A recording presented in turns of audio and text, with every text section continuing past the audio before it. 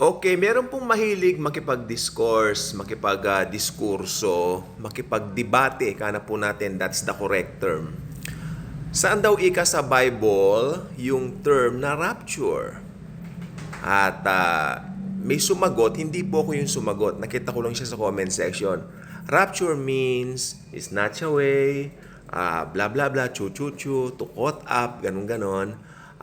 No, dapat talaga eksakto nandoon, sabi niya. Pag wala sa Bible, huwag kang paniniwala. Kailangan nandoon yung term na rapture, kanya. So, ang Bible po kasi napakalalim, especially pag sa araling eschatology.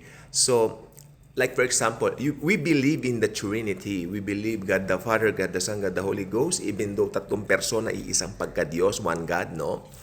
And three persons in one God. Our God is three in one. Naniniwala sila doon, no? Pero wala yung exact word na Trinity, no? Doon sa Bible.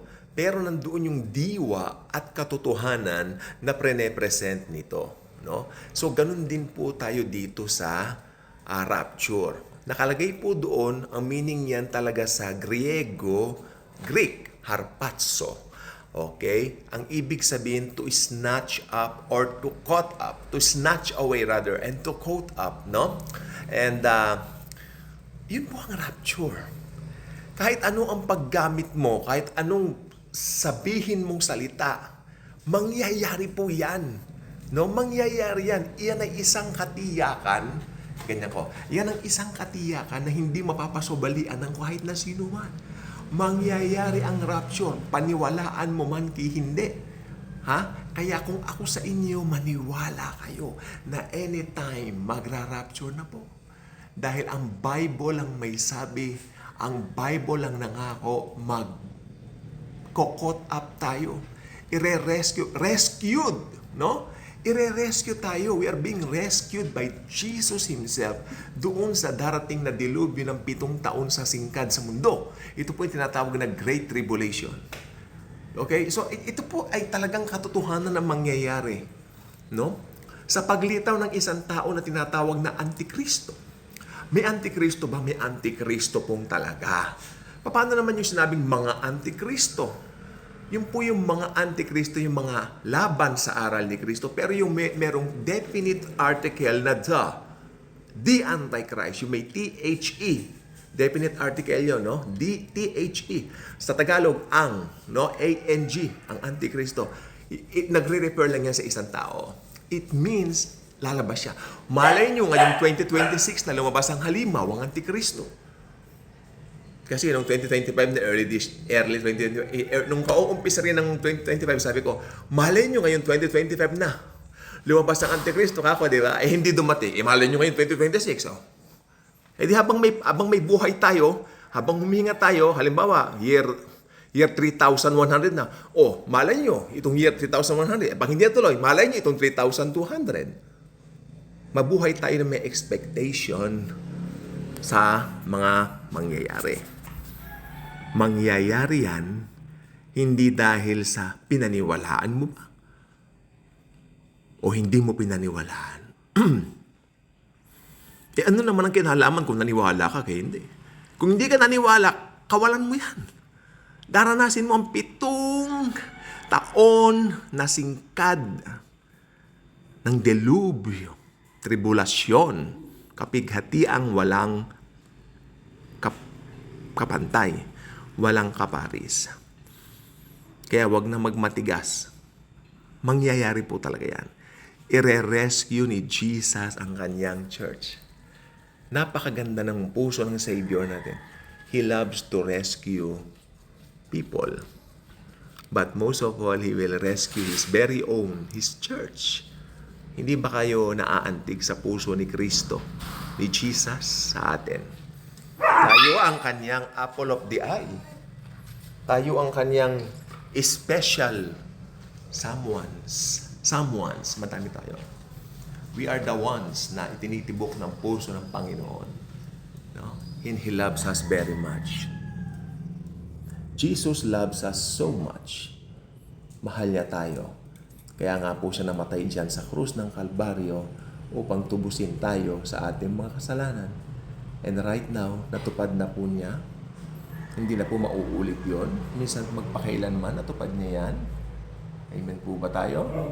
At ngayon 2026, i-magnify natin ang kanyang ginawa sa krus ng Kalbaryo. Wala tayong ma-magnify kundi ginawa ni Kristo lamang sa krus. Okay?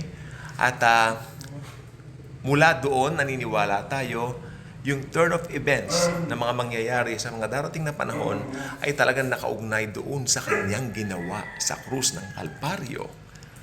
Amen po ba?